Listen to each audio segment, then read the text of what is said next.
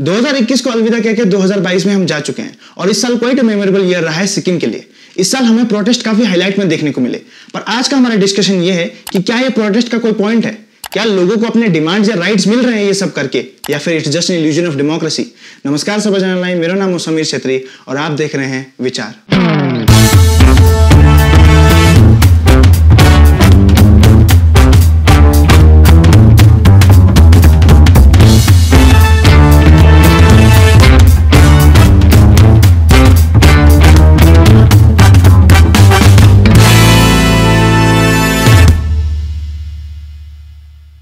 चलिए थोड़ा सा रिकैप लेते हैं इस साल के प्रोटेस्ट पे। माइन्यूट डिटेल्स पे नहीं जाएंगे, पर एक क्विक समरी सा ले लेते हैं। इस साल दो मेजर प्रोटेस्ट हुए हैं सिक्किम में, एडॉक प्रोटेस्ट और स्टूडेंट प्रोटेस्ट। पहले एडॉक प्रोटेस्ट की बात करते हैं। अराउंड 860 एडॉक टीचर्स प्रोटेस्ट करने आए थे क्योंकि उनका टेन्योर 30 जून 2021 को एक्सपायर हो गया था और नया इंटरव्यू अक्टूबर में शेड्यूल किया गया था। अब बात यह थी कि इस पेंडेमिक या अनएम्प्लॉयमेंट के टाइम में जुलाई से लेकर अक्टूबर और रिजल्ट डिक्लेरेशन का भी सोच ले तो दिसंबर तक, जो कि 6 मंथ आउट ऑफ जॉब होना, वह समथिंग जो कोई नहीं चाहता था। और उनकी डिमांड थी कि जब तक उनका इंटरव्यू या रिजल्ट नहीं आता है तब तक उन्हें टेम्पररी एम्प्लॉयमेंट दिया जाए। तो पूरा मुद्दा बस यही था। अगेन आपको पूरे डिटेल्स में जानना है तो मैंने एक पूरा वीडियो बना के रखा है, आप उसको देख सकते हैं। अब आते हैं स्टूडेंट प्रोटेस्ट पर, जिसके ऊपर थोड़ा सा डिटेल्स में बात करेंगे क्योंकि इसके ऊपर कोई डेडिकेटेड वीडियो नहीं बनी थी। तो शुरू से शुरू करते हैं। 19 मार्च 2020 को एजुकेशन डिपार्टमेंट से एक एश्योरेंस लेटर आता है कि सिक्किम गवर्नमेंट कॉलेज गेजिंग में पेंडिंग कैंपस इंफ्रास्ट्रक्चर वर्क 3 महीने में कंप्लीट किया जाएगा।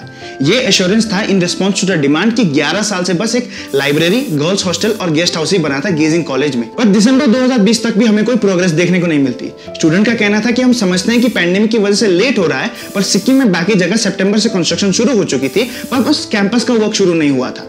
तो फरवरी 2, 2021 को स्टूडेंट्स जाते हैं गैंगटोक इंक्वायरी करने के लिए कि अभी तक वर्क शुरू क्यों नहीं हुआ। पर जाने के 4 दिन तक भी एजुकेशन मिनिस्टर से इनकी मुलाकात नहीं होती। 4 दिन तक ये जनता भवन में रहते हैं और चौथे दिन की रात ये एजुकेशन डिपार्टमेंट में रहने का डिसीजन लेते हैं। तो फ्राइडे नाइट को इन स्टूडेंट्स को डिटेन किया जाता है for illegally occupying education department. उस रात 18 स्टूडेंट को डिफरेंट पुलिस स्टेशन ले जाया जाता है। एफआईआर फाइल की जाती है स्टूडेंट के अगेंस्ट। अगेन आपको इसके बारे में पूरा जानना है तो ईस्ट मोजो ने एक बहुत अच्छा डॉक्यूमेंट्री बनाया है इसके रिगार्डिंग। अब रूलिंग पार्टी एसकेएम से फाइनली स्टेटमेंट आता है। मिस्टर पॉलिटिकल सेक्रेटरी एक्यूज करते हैं कि 2 स्टूडेंट्स प्रवीण बसनेत और प्रवीण उप्रेती फार्म लॉस को सपोर्ट करने दिल्ली गए थे। उनके शब्दों में ये स्टूडेंट्स एंटी नेशनल, देशद्रोही, एंटी एस्टैब्लिशमेंट है। वो इवन इतना तक क्वेश्चन करते हैं कि क्या ये दोनों सच में स्टूडेंट्स हैं या फिर टेररिस्ट हैं। वो एक्यूज करते हैं कि 26 जनवरी के लाल किला इंसिडेंट में ये 2 स्टूडेंट्स इन्वॉल्व थे। और वो और भी कहते हैं कि फार्म लॉज इंडिया के लिए अच्छा है, तो ये स्टूडेंट्स प्रोटेस्ट ही क्यों कर रहे थे।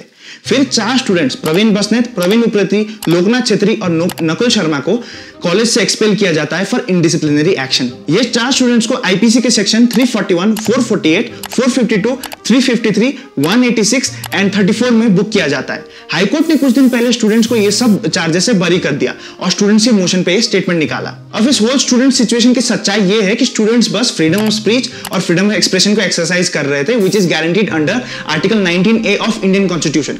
आप खुद सोचिए, स्टूडेंट्स जो 4 दिन से घर से इतने दूर गेजिंग से गैंगटोक, ना पैसा, ना खाना, ना रहना, किसी का ठिकाना नहीं है, एक मिनिस्टर से मिलने आते हैं जिन्होंने इनको रिटर्न एश्योरेंस दिया है। तो सवाल ये उठता है कि क्या एजुकेशन मिनिस्टर इतने बिजी हैं कि स्टूडेंट्स की डिमांड भी सुनने का उनके पास टाइम नहीं है। रूलिंग पार्टी ने एक्यूज किया कि 26 जनवरी को लाल किला इंसिडेंट में स्टूडेंट्स थे, पर जबकि फोटोग्राफिक और वीडियोग्राफिक एविडेंस है कि स्टूडेंट्स एसपीवाईएफ के इवेंट में थे।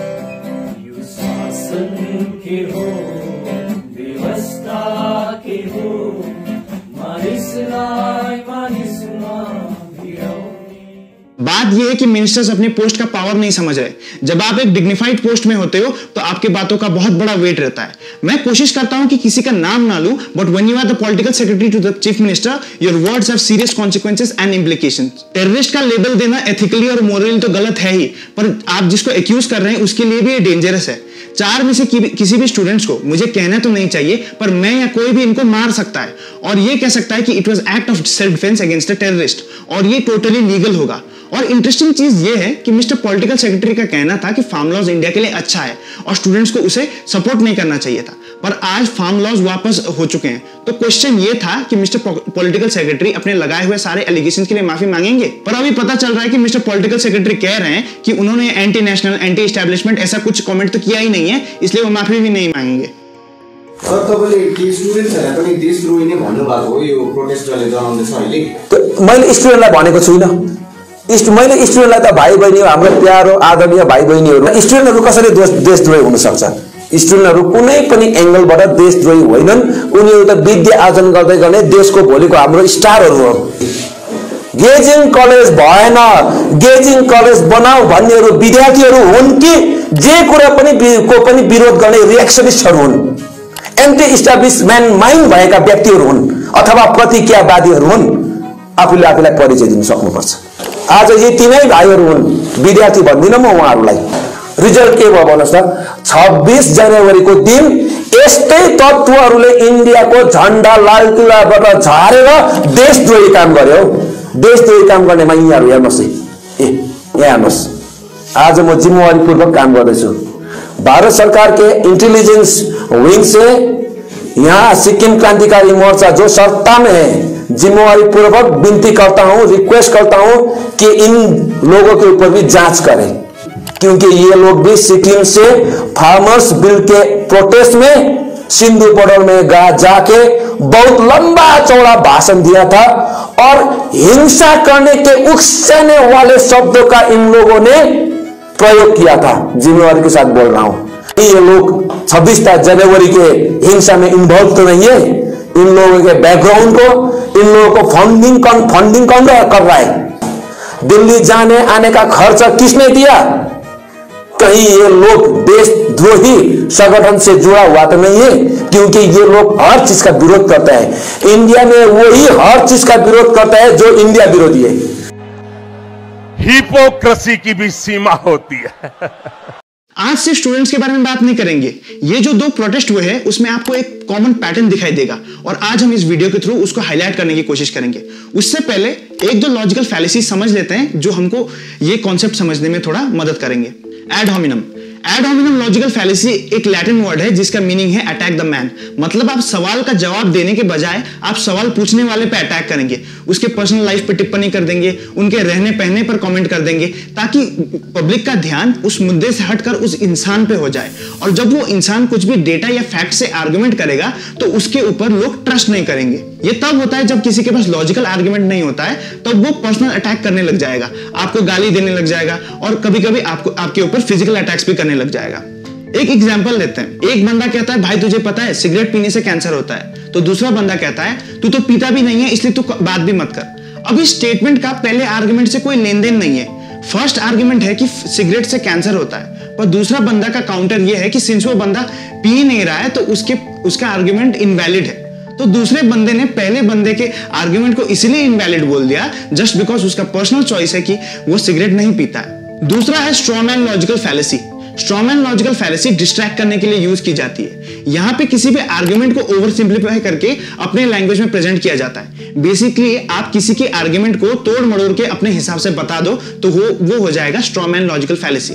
सिगरेट वाला एग्जांपल फिर से लेते हुए पहला बंदा कहता है भाई तुझे पता है सिगरेट से कैंसर होता है, तो दूसरा बंदा कहता है अच्छा तो तू कहना चाहता है कि सिगरेट पीने वाले सारे लोग बुरे और इरेस्पॉन्सिबल होते हैं और हमें हमारे परिवार की कोई टेंशन नहीं है, यही कहना चाहता है ना तू। इस आर्गुमेंट में आप देखोगे कैसे दूसरे बंदे ने बस 1-2 शब्द को अपने हिसाब से इंटरप्रेट करके कुछ और ही बना दिया आर्गुमेंट को।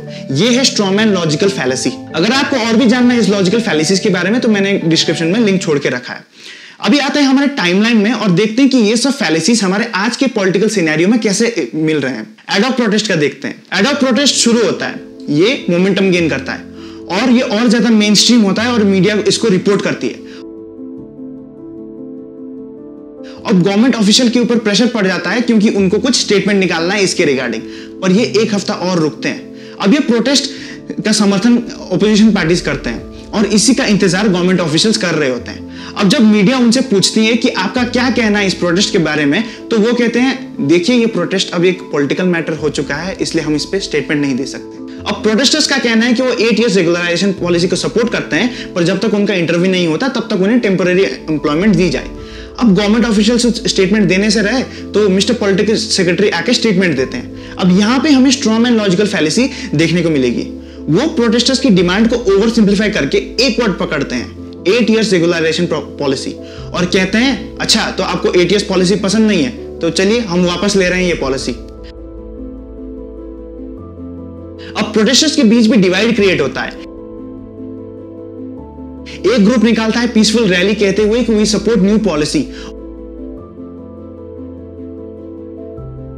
और दूसरा ग्रुप अभी भी प्रोटेस्ट कर रहा है। अब हमारे एमपी जो असेंबली में तो रहता नहीं है, ना ग्राउंड की रियलिटी जानते हैं, वो स्टेटमेंट निकालते हैं कि ये जो प्रोटेस्ट कर रहे हैं ये एसडीएफ पार्टी से मिले हुए हैं। तो बेसिकली यहां पे आपको एड होमिनम लॉजिकल फैलेसी देखने को मिलेंगी, जहां उन्होंने बेसिकली एक एड हॉक प्रोटेस्ट को एक पॉलिटिकल एजेंडा का नाम दे दिया। अब आप एड हॉक प्रोटेस्ट का देखो तो शुरू हुआ था नया पॉलिसी के अगेंस्ट में और खत्म हुआ कहते हुए कि वी सपोर्ट न्यू पॉलिसी।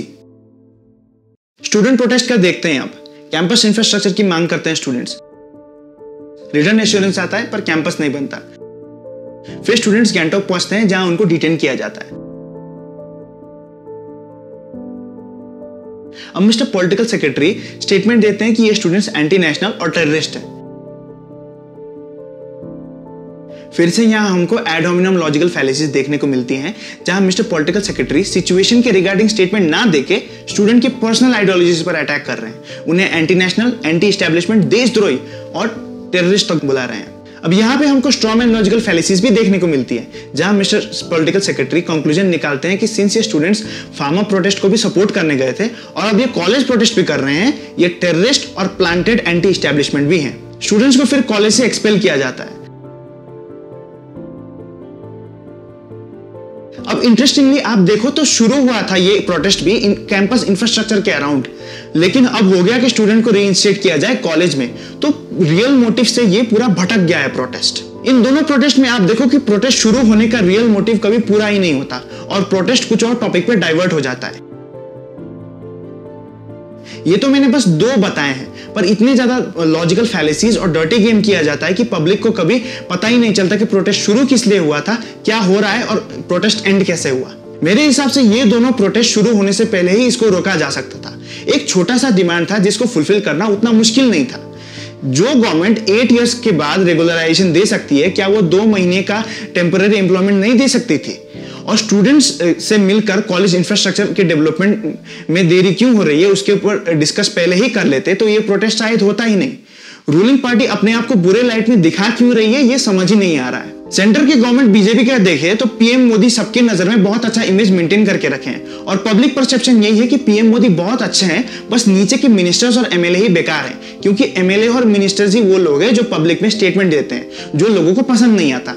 अब पब्लिक परसेप्शन में सारे अच्छे स्कीम्स मोदी जी लॉन्च करते हैं, पर ये नीचे के एमएलए और मिनिस्टर्स ही घपला करते हैं। अब इससे पीएम मोदी की इमेज बच जाती है। बट सिक्किम के कॉन्टेक्स्ट में गवर्नमेंट ऑफिशियल कोई भी पॉलिटिकल मैटर पर स्टेटमेंट नहीं निकालते और हमेशा स्टेटमेंट मिस्टर पॉलिटिकल सेक्रेटरी या फिर चीफ मिनिस्टर्स निकालते हैं। अब इससे ये होता है कि जनता को लगता है कि सब कुछ पीएस गोले की ही गलती है और इससे इमेज खराब पूरे पार्टी का होता है। एंटी नेशनल और टेररिस्ट जैसे सब तो सीख ही लिए हैं, तो इतना तो आप सीख ही सकते होंगे सेंटर के गवर्नमेंट से। और ये तो पॉलिटिक्स का सीन है। हमारे लेवल पे एक फंडामेंटल प्रॉब्लम देखने को मिल रही है आज के दिन कि क्या आप जिसके लिए आवाज उठा रहे हो क्या आपको वो मिल रहा है, या फिर आप जिसके लिए आवाज उठाने का सोच रहे हो क्या आपको कभी वो मिल पाएगा, या फिर वो टॉपिक डाइवर्ट होके वो मुद्दा ही खत्म हो जाएगा। दूसरा बात यह है कि गवर्नमेंट एक के बाद एक प्रोटेस्ट साइडलाइन कर रही है और पब्लिक ये देख रही है और क्वेश्चन कर रही है, और क्वेश्चन आ रहा है डेमोक्रेसी पर, फ्रीडम ऑफ स्पीच पर और फ्रीडम ऑफ एक्सप्रेशन पर। एक चीज सब लोग समझे कि अपने फंडामेंटल और सिविल राइट्स के लिए आवाज उठाना क्राइम नहीं है। अपने राइट्स के लिए प्रोटेस्ट करने पर आप टेररिस्ट या फिर एंटी नेशनल नहीं बनते हो। गवर्नमेंट को क्रिटिसाइज करने पर आप एंटी गवर्नमेंट या फिर ऑपोजिशन पार्टी के वर्कर नहीं बनते हो, क्योंकि article 19 of constitution of India ने आप सब लोगों को फ्रीडम ऑफ स्पीच, एक्सप्रेशन और राइट टू प्रोटेस्ट दिया है। अब आशा है दोस्तों आपको इस वीडियो के थ्रू कुछ लॉजिकल फैलेसीज के बारे में जानने को मिला होगा। अच्छा लगे तो लाइक कीजिएगा और शेयर भी कीजिएगा, और मिलेंगे दोस्तों एक और नए वीडियो में।